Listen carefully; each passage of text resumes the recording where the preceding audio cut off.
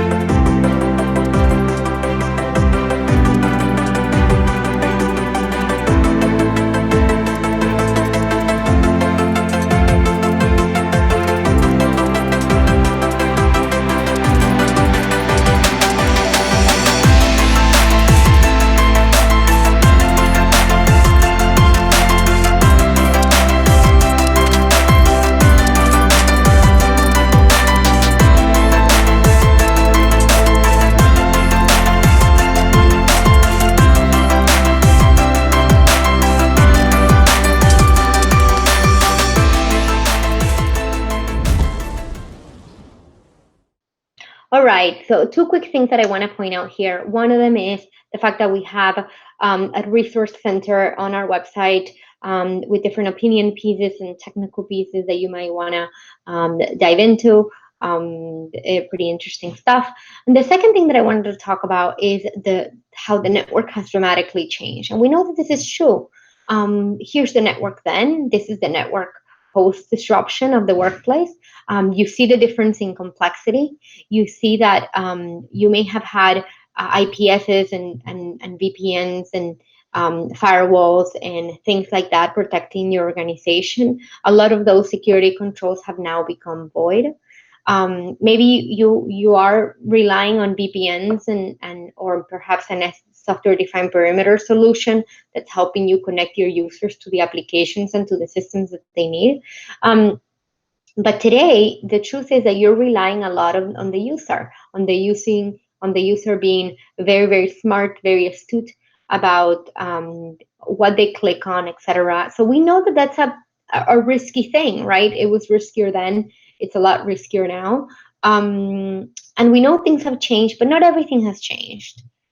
Because attacks mostly follow the same life cycle. In fact, if you look at what you see on the screen is a very simplified version of the cyber kill chain that starts with planning and it ends with exfiltration. So as much as things have changed, a lot of things have stayed the same. What has stayed the same is that the adversaries need to use the network. For this reason, the network metadata that you may already have under your control is what will give you the answer to a lot of the questions that are very important in cybersecurity, such as what is my level of compromise? So why is this needed now? Why this kind of visibility is needed now as it compares to it before? Well, we've talked about the need for a breakthrough in cybersecurity, but now becomes ever more urgent. We talked about the sudden workplace disruption. We talked about some of the security controls becoming void. In addition to these, security teams are still adapting to this new normal. They're drowning in alerts. In fact, I read a stat that said that more than 30% of alerts the cybersecurity teams are receiving are false positives. How can they keep up with that? How do they know what to focus on? In addition, some organizations were not prepared to BYOD, so we're relying on devices that we have very little to no control over. We are dealing with a very motivated group of cyber criminals.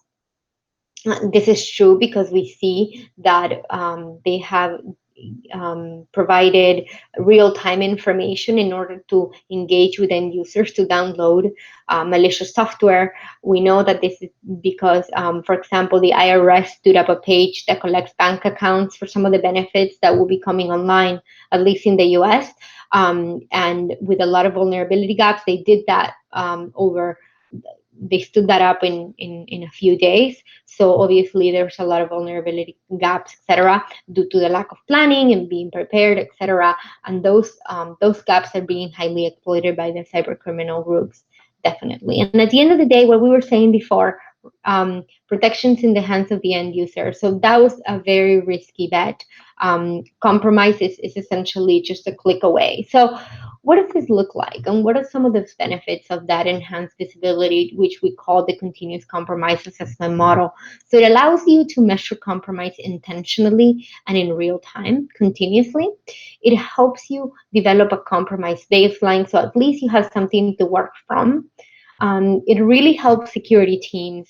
We have seen it time and time again where it really helps you maximize your team's time, their resources. It allows them to focus on the alerts that really matter. It allows them to focus on confirm indicators of compromise, and really helps them with the alert fatigue, allowing them to do a better job, just kind of overall. How Lumu is helping. We saw a version of this slide earlier today, and essentially this is then and this is now. Lumu is able to help you in both instances. You're seeing that the continuous compromise assessment model can help regardless of where your users are, regardless of where your data is, whether it's in the cloud, in a data center, it doesn't matter. It helps you dramatically improve your compromise visibility. This is true, again, before disruption and post-disruption, where teams are distributed and connecting to applications and systems remotely. So this is also independent from the kind of network that you're using, whether it's trusted, untrusted network, whether you're relying on VPNs, zero trust solutions, etc. The visibility that you have is really just unmatched on both scenarios. So I thought that I would show you a couple things, how we're helping organizations in a couple different verticals. So the first case is a financial institution. We are helping them have a very improved visibility into their critical environment. This includes a SIM. This includes a SWIFT. Essentially, for those of you who are not in the financial sector, the SWIFT is a core banking application. So if there are systems that are in communication with infrastructure that belongs to the adversary, we immediately flag that in real time, and the security team of this particular organization is able to mitigate and remediate as needed. In terms of the day-to-day, it helps the security team prioritize tasks. We talked about how overwhelmed some of these teams are, especially during a crisis. So this gives them just a sort of a starting point, and then they can go back to their SIMs or their other tools to understand the root cause, to remediate and to clean up as needed. The second case is a retailer. So in this case, it allowed them to enhance their compromise visibility across all of their systems. So there are scanners, there are point of sale systems, there's cameras, there's different scanners that allow them to track merchandise, etc. So it gives them all that visibility on when those particular devices are in communication with adversary infrastructure. This includes IoT, right? So that's important. So it gives them that focused visibility into critical environments as well that they may have to monitor for compliance purposes. Number 3, this is public services. So we know how much we need to rely on public services in a time of a crisis. In this particular case, it helps them create that benchmark and have something to work from. It allows them to monitor the compromises in new systems, like what we were talking about, the IRS perfect example, things that they had to stand up overnight. Essentially, it gives them all that visibility in their fingertips. And the compromise detection of critical government infrastructure for service continuity. So this is increasingly important, especially in challenging times like what we have today. So I want to leave you with the lasting thought, right? Like, it is during our darkest moments that we must focus to see the light.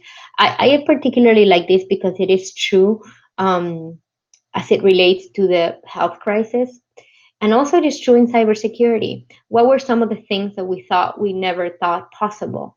And and wouldn't it be a good idea to start doing them today? In fact, a